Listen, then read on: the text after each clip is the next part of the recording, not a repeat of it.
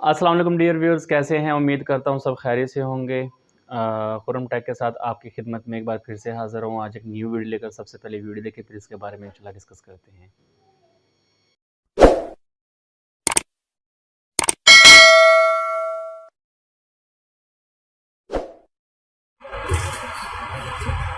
सल्लु अला नबी सल्लल्लाहु अला मुहम्मद। अल्हम्दुलिल्लाह आज फजर के बाद कुछ मोतकिफी में मदनी फूल पेश करने की सआदत मिली। ठीक है जी। तो इनमें से मोबाइल फोन चार्ज करने का भी कोई मतलब है कि मसला चला,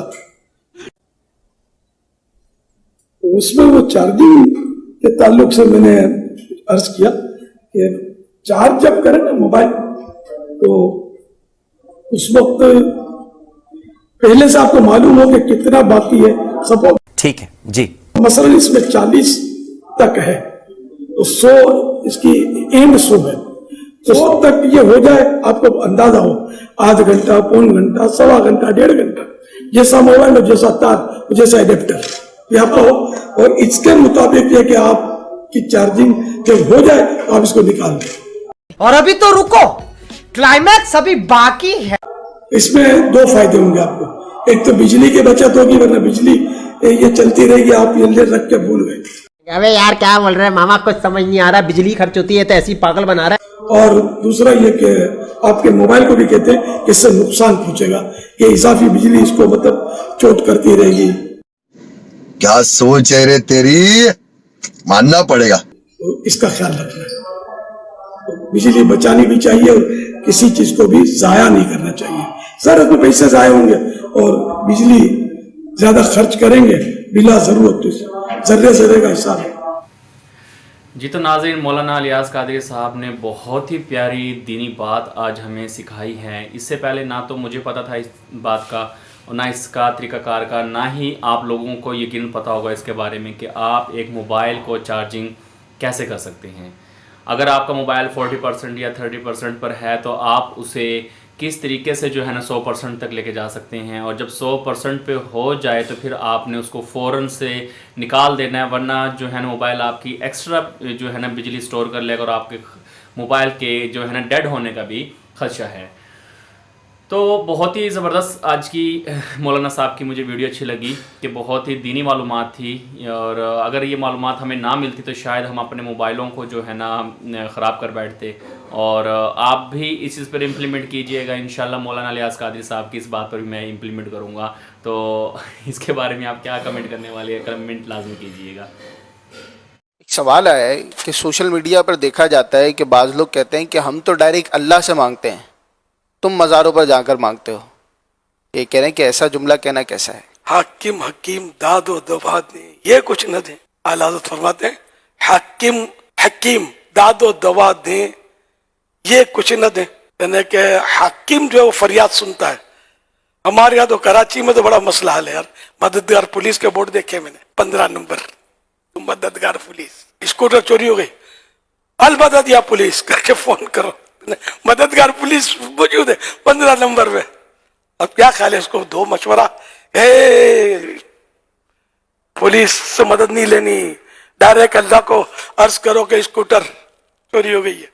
हरज नहीं है इसमें अल्लाह की बारगाह में अर्ज करने में, लेकिन मतलब ये कि जी तो नाज़रीन, आपने वीडियो का ये सेगमेंट देखा कि मौलाना इलियास कादरी जो यहाँ पर किस तरीके से जो है ना अपनी बात का पैगाम ये बताने की कोशिश कर रहा है कि जब हमें कोई मुसीबत आती है या कोई हम किसी भी परेशानी में मुब्तला होते हैं तो हमें डायरेक्ट अल्लाह से मदद नहीं मांगनी चाहिए।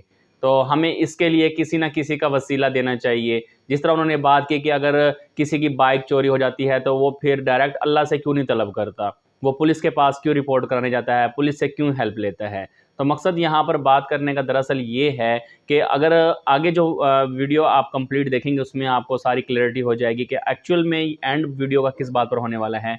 तो अगर मैं मौलाना साहब की थोड़ी सी बात यहाँ पर ज़रूर कट ऑफ करूँगा कि अल्लाह ताला से डायरेक्ट हम मांगते ज़रूर हैं, और अगर बेशक हमारी कोई चीज़ चोरी हो जाए या बीमार होते हैं ना, तो हम सबसे पहले अल्लाह का नाम लेते हैं, या अल्लाह मेरी मदद फरमाना, अल्लाह ताला मुझे है इस मुसीबत से निकालना। फिर उसके बाद हम उन लोगों के पास जाते हैं जिनका ज़रिया जो है ना हमने बनाया हुआ है, जैसे कि पुलिस हो गई है या कोई और भी मसाइल या प्रॉब्लम होती है तो हम उन लोगों के पास जाते हैं, क्योंकि वो हयात हैं, वो ज़िंदा हैं, वो सुन सकते हैं। फ़र्ज़ करें पुलिस वाले के पास गए, अब एक मरा हुआ जो पुलिस वाला है या पुलिस ख़त्म हो गई है या मरने के बाद तो हम पुलिस वाले या कोई पुलिस वाला मर चुका है उसके बाद तो हमारी बात नहीं सुनेगा ना। तो नाज़रीन, आप इस पे क्या कमेंट करने वाले हैं? आप कमेंट लाज़मी कीजिएगा। आगे वीडियो बड़ी डिटेल से है, लाज़मी देखिएगा। ज़रा कि निज़ाम बना हुआ है कायनात का, तो ये निज़ाम भी तो चलेगा ही ना यार। तो इसमें मतलब कोई हरज नहीं है। कुरान करीम में है कि जब सिकंदर जुल्करनैन ने वो दीवार बनाई ना, सद्दे सिकंदरी मशहूर है, लोगों से आपने फरमाया अईनूनी बिकुव्वा, मेरी ताकत के साथ मदद करो। अब इन्हें समझाओ जाके कि ये क्या कर दिया आपने। या अल्लाह से अर्ज करते या अल्लाह तू ही दीवार बना दे, इनको क्यों कहते हो। तो ये मतलब दुनिया के निज़ाम है, आलम असबाब है, एक दूसरे से मदद के बगैर तो कुछ भी नहीं होता। अगर माँ दूध ना पिलाए तो यूं डाल दे, क्या ख्याल है बच्चे का होगा क्या? जो होगा आप समझते हैं। तो माँ इसकी मदद करती है, दूध पिलाती है, फिर थोड़ा संभलता है, बाप मदद करता है, उंगली पकड़ के चला कर ले जाता है, फिर इसकी तरबियत, तालीम, गिज़ा, ये वो सारी मदद मदद मदद, यहाँ तक कि जब बच्चा बड़ा होकर फोत होता है खुद ही कब्र में गड़ नहीं जाता, कंधों पे सवार होकर तदफीन के मराहिल से गुजरता है। चारों तरफ इमदाद इमदाद इमदाद इमदाद का निज़ाम मौजूद है। और ये सब अल्लाह पाक की अता से और उसकी मर्जी से ज़ाहिर है कि निज़ाम बने हुए। तो ये गलत फहमी है कि डायरेक्ट अल्लाह से, और इसके अलावा अगर इनडायरेक्ट किसी और से कहा मेरी मदद करो तो कुछ का कुछ हो गया। वैसे ही कोई भी नहीं है पुलिस का, और मैंने बोला ना ये तो अकली दलील है, ये भी शैतान वसवसा डालता है। तो भाई जिसमें अक्ल होती है उसको तो अकली दलील दी जाती है। तो अक्ल वालों की समझ में आएगा कि ये अकली दलील, कि ये जब सारा निजाम है तो जहाँ गोशबाग का नाम आया वहीं शैतान ने पिन मारी कि बोल डायरेक्ट अल्लाह से। तो इसमें कोई हर्ज नहीं है। औलिया किराम जो है दुनिया से तशरीफ ले जाने के बाद, अंबिया किराम, औलिया किराम, तो ये जिंदा होते हैं। इसकी कई नज़ीरें मौजूद हैं, कुरान की आयतें मौजूद हैं। वला तक़ूलू लिमन युक़तलु फ़ी सबीलिल्लाहि अमवात बल अहयाउन वलाकिन ला तशऊरून, कि जो अल्लाह की राह में मारे जाएं, शहीद हो जाएं, उनको मुर्दा ना कहो बल्कि वो जिंदा हैं लेकिन तुम्हें शऊर नहीं है। करामात शेर खुदा, इसके कई सफ़ात पर इन सवालात के जवाब दिए हुए हैं। आप पढ़ें, इंशाअल्लाह आपके वसवसे खत्म हो जाएंगे कि ज़ाहिरी जिंदा से भी मांगी जा सकती है, दुनिया से जो रुखसत हो चुके औलिया किराम, अंबिया किराम, उनसे भी मांगी जा सकती है मदद। इसकी बिल्कुल रिवायतें मौजूद हैं और हदीसें मौजूद हैं, तो कोई ऐसा कंफ्यूजन जैसा मसला नहीं है। इमाम बुखारी, इमाम मुस्लिम के उस्ताद इमाम अबू बकर इब्न अबी शैबा रहमतुल्लाहि तआला अलैह, इन्होंने अपनी तसनीफ़ अल-मुसन्नफ़ के अंदर ये रिवायत निकल की है कि हज़रत सैयदना उमर रज़ियल्लाहु तआला अन्हु के दौरे खिलाफत में कहत पड़ा तो हज़रत सैयदना बिलाल बिन हारिस अल-मुज़नी रज़ियल्लाहु तआला अन्हु ये बारगाह रिसालत में, यानी आप अलैहिस्सलाम की कब्र अनवर के पास हाजिर हुए और आके अर्ज़ की कि अल्लाह से हमारे लिए बारिश तलब कीजिए। तो नबी पाक सल्लल्लाहु अलैहि वसल्लम के ख्वाब में आए और फिर इनको बिशारत दी कि उमर से जाके कहो कि तुम्हें बारिश दी जाएगी, और फिर यही हुआ कि अल्लाह पाक की तरफ से बारिश बरसाई गई। ये सब क्या है? ये मददें तो हैं, मददें भी हैं, गैब की खबरें भी हैं। तो मतलब ये सब ताकतें अल्लाह ने दी हैं, अल्लाह की अता से सब कुछ है। अपने आप तो ज़ाहिर कुछ भी कोई ना दे सकता है, ना मतलब है कुछ बता सकता है। सबको अल्लाह ने जो भी दिया, जितना दिया, तो वो अता करते हैं। जी तो नाज़रीन, आपने वीडियो पूरी मुलाहिज़ा फरमाई। आपने वीडियो में सुना कि मौलाना इलियास कादरी किस तरह जो है ना गैरुल्लाह से मदद मांगने की यहाँ पर एक तरकीब चला रहे हैं कि अगर जो दुनिया से रुखसत हो गए हैं वलीउल्लाह, मैं यहाँ पर अनबिया की बात नहीं करूँगा क्योंकि अनबिया तो अल्लाह ताला की एक मखसूस किस्म की अल्लाह ताला के दोस्त हैं, अल्लाह ताला के वली हैं। अल्लाह ताला ने कुरान मजीद में इन्हें अपना दोस्त और वली कहा है, और वो मैसेंजर्स ऑफ गॉड हैं, अल्लाह का पैगाम लाने वाले हैं। उन्हें अल्लाह ताला ने मौज़ात भी अता की हैं, उन्हें अल्लाह ताला ने हर चीज़ अता की है। वो ज़ाहिरी भी देख सकते हैं, बातिन भी देख सकते हैं, हर चीज़ को वो देख सकते हैं, परख सकते हैं, क्योंकि अल्लाह ताला ने उन्हें सिर्फ इख्तियारात अपना तौहीद का पैगाम लोगों तक पहुँचाने के लिए जो है ना अल्लाह ताला ने उनको ये सब इख्तियारात दिए। वो भी अल्लाह की मर्ज़ी से होता था, अल्लाह की मर्ज़ी के बगैर वो एक पत्ता भी नहीं हिला सकते थे। तो फिर यहाँ पर अगर बात की जाए औलिया अल्लाह की, तो औलिया अल्लाह भी जो है ना नेक होते हैं, नेकोकार होते हैं, अल्लाह ताला के बहुत करीब होते हैं, लेकिन उनसे किस तरह की मदद तलब करें, हम किस तरह की मदद मांगे, यहाँ पर तरीकाकार थोड़ा सा डिफरेंट होना चाहिए। अगर तो वो आपकी इस्लाह करता है दीन के लिहाज से, आपको नमाज का तरीकाकार बताते हैं, आपको हकूक़ अल्लाह बताते हैं, आपको हकूक़ुल इबाद के बारे में बताते हैं, आपको हुस्न मुआशरत बताते हैं, आपको सिला रहमी से रहने के लिए बताते हैं, फिर तो वो वाकई कामिल वली हैं। उनकी बात को जो है ना अहमियत देनी चाहिए, उनकी बात पर यकीन करना चाहिए। और जो मेरे नबी की सीरत को बयान करे वो भी कामिल वली हैं, जो अल्लाह ताला का दीन बयान करे वो भी कामिल वली हैं, जो कुरान मजीद से रिलेटेड आप लोगों को बताएं तो वो भी कामिल वली हैं। इसके अलावा अगर आप उम्मीद रखते हैं किसी और से, जैसे कि मौलाना इलियास कादरी ने कहा कि हम वलीउल्लाह से मांग सकते हैं, उनसे मदद ले सकते हैं, डायरेक्ट अल्लाह से हम मदद नहीं मांग सकते, तो ये गलत बात है, ये सरासर गलत बात है। अल्लाह ताला बार बार कुरान मजीद कह रहा है, ठीक है, क्या कह रहे हैं कि अल्लाह से मदद मांगो। जब भी आप परेशान हो, किसी तकलीफ में हो, मुसीबत में हो, सिर्फ अल्लाह से मदद मांगो। अल्लाह के सिवा तुम्हारा कोई माबूद नहीं है, कोई इबादत के लायक नहीं है, किसी की इतनी अहमियत इंपॉर्टेंस नहीं है कि आप अल्लाह के साथ किसी को शरीक बना दें। तो जब मांगने की बात आती है, जब आपने कोई चीज मांगनी है, अकल भी इस बात को तस्लीम करती है कि अल्लाह की जात से मांगा जाए बस, और वसीला मोहम्मद सल्लल्लाहु अलैहि वसल्लम से मांगा जाए, क्योंकि कुल कायनात में अल्लाह की जात के बाद जो इस दुनिया में आला जो है ना और अरफा है और बुलंद तरीन है, आला और बाला है, वो मेरे नबी हज़रत मोहम्मद मुस्तफ़ा सल्लल्लाहु ताला अलैहि वालिहि वसल्लम है। तो उनके बारे में अगर शक व गुमान अगर लाएंगे तो फिर ये गलत है, क्योंकि अल्लाह ताला ने ये वाज़ेह तौर पर कह दिया कि ला इलाहा इल्लल्लाह मुहम्मद रसूलुल्लाह। जिसने मेरी नाफरमानी की उसने मेरे नबी की नाफरमानी की, जिसने मेरे नबी की इताअत की उसने मेरी इताअत की,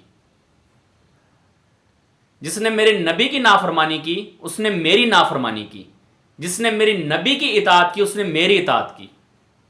तो जब अल्लाह के रसूल अल्लाह ताला अपने प्यारे महबूब के बारे में अगर ये बातें कर रहे हैं, तो सिर्फ आप इस कायनात में, कुल कायनात में, अगर आप इस कुल कायनात में इस वक्त हयात हैं, तो आप सिर्फ इन दो बड़ी हस्तियों के अलावा कुरान मजीद का सहारा लें। इसके अलावा बस अपने अल्लाह से लो लगाएं, अल्लाह से ही तलब करें। हाँ, अपने शेख, अपने मुर्शद, अपने पीर का अदब रखें, एहतराम रखें, उनका अदब व एहतराम हम पर लाजिम है। फर्ज करें हम एक टीचर से पढ़ रहे हैं, उसने हमें पढ़ाया, तो हम उनकी रिस्पेक्ट के लिए खड़े हो जाते हैं और उन्हें अपनी जगह पर बिठाते हैं, उनके लिए हम पानी पेश करते हैं या उनकी हम ज़ियाफ़त करते हैं। तो इस तरह से एक कामिल वली या कामिल मुर्शिद अगर आपकी ज़िंदगी में है तो उनका अदब आपकी ज़िंदगी में लाजिम है। अगर वो अल्लाह और अल्लाह के रसूल से हटकर किसी चीज़ पर लगा रहे हैं तो फिर वो रॉन्ग नंबर है, फिर उसकी बातों में ना आए। अगर वाकई आपको कोई दीन की बातें सिखा रहा है और दीनी इस्लाह सिखा रहा है तो आप उसके पीछे चलें, तो मेरे ख्याल से वो सिरातुल मुस्तकीम होगा। तो नाज़रीन, आप इसके बारे में क्या कमेंट करेंगे, कमेंट लाजमी कीजिएगा, और जो है ना मेरे चैनल खुरम टैब को लाजमी सब्सक्राइब कर दें। मुझे आप लोगों की बहुत सपोर्ट की ज़रूरत है, और मुझे जो है ना आप लोग अच्छे अच्छे कमेंट्स किया करें ताकि उनको पढ़कर मेरा नॉलेज और भी ज़्यादा इंक्रीज़ हो। तो अल्लाह ताला सबको हदायत दे, जितने भी मेरे दोस्त अहबाब मुझे सुन रहे हैं, देख रहे हैं, अल्लाह ताला सबको कामिल ईमान दे और हक़ और सच के रास्ते पर चलने की तौफीक दे। तो आगे एक वीडियो है बड़ी नाज़ेब किस्म की, मैंने थंबनेल में भी उसका टाइटल लगाया है कि एक मस्जिद में एक कारी साहब हैं, हाफिज़ साहब हैं, जो भी हैं, वो एक बच्ची के साथ, बिनते हवा की बेटी के साथ गलत हरकत कर रहे हैं। तो मैंने वीडियो लाजमी इसमें शेयर किया ताकि आप वो देख लें। ये एक ओपन मैसेज है हर उस बाप के लिए, हर उस भाई के लिए, हर उस मर्द के लिए जो घरों में सरबराही रखते हैं कि खुदारा अपनी जवान बच्चियों को मसाजिद या मदारिस में ना भेजें। उनके लिए अगर आपने दीनी तालीम का अहतमाम करना है तो पहले तो माँ पढ़ाए जो घर में मौजूद है, अगर माँ पढ़ी नहीं हो तो बाप पढ़ा दे। अगर बाप की भी मसरूफियात हैं तो फिर घर में किसी लेडीज आलमा को या हाफिजा कुरान को बुलाकर उसकी तालीम, कुरान की तालीम को अमल करवाएं। यह मुआशरा बहुत खतरनाक चल रहा है, 21वीं सदी चल रही है, यहां पर कोई सेफ नहीं है, ना आपके औलाद ना मेरी औलाद, किसी की औलाद यहां पर सेफ नहीं है, किसी की इज्जत सेफ नहीं है। अल्लाह ताला हमें हर शैतानी आफत से और ऐसे लोगों से जो कि आगे वीडियो में है, ठीक है ना, इनसे बचाए और इन्हें सख्त से सख्त अजाब अल्लाह ताला इनके ऊपर लाजिम कर दे, इनके ऊपर अल्लाह ताला सख्त अजाब इनके ऊपर अल्लाह ताला अजाब डाले, ताकि ये लोग मुआशरे से ख़त्म हो जाएं और हमारा मुआशरा तरक्की की राह पर और अमन व सुकून की राह पर और बाइज़्ज़त तरीके से पेश आए। तो नाज़रीन, वीडियो लाजमी देखिएगा।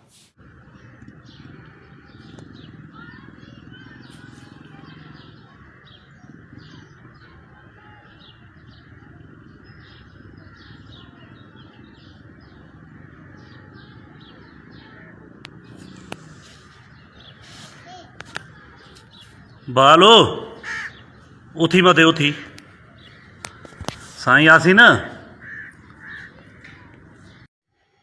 यार ये बंदा इतना बेगैरत किस्म का है, लानत है इसके ऊपर, ये लानत, ठीक है ना। यानी कि ये इतनी बड़ी गलत हरकत करने के बाद ये हंसता हुआ आ रहा है, और सबसे बड़ा बेगैरत इंसान वो है जो इसकी वीडियो रिकॉर्ड कर रहा है।